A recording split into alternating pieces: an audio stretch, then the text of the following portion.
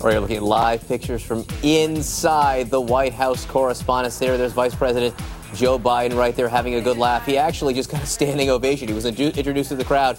Everyone in the room rose up to applaud the Vice President. His final Correspondents Center as Vice President. As we've been saying, it is the final Correspondents Center for President Obama as well. So one way or another, history will be made tonight. The awards portion of the dinner is underway right now. The entertainment part of the program, including President Obama, that will start shortly. While we wait, we want to go to Jeff Zeleny. He is on the red carpet. He's with some very, very accomplished speechwriters.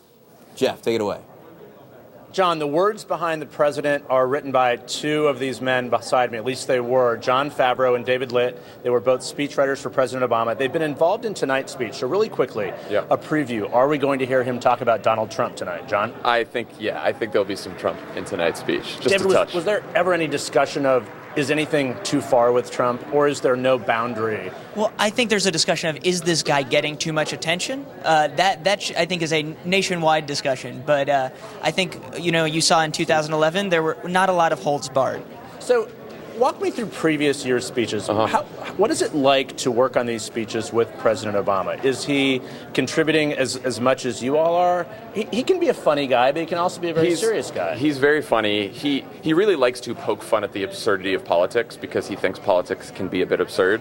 So that's sort of the style of joke that he likes. So when we assemble all the jokes at the beginning, we have a whole big team that's involved in it. And Tyler Lechtenberg is a speechwriter. He ran the process this year, and we just have collected a lot of jokes, and then he picks his favorites after that. So. David, tell me a favorite moment from you worth working with the president on one of the speeches from last year or the year before. Well, so a couple years ago, he told this joke. Republicans all agree they have to do a better job of reaching out to minorities. Call me self-centered, but I could think of one minority they could start with.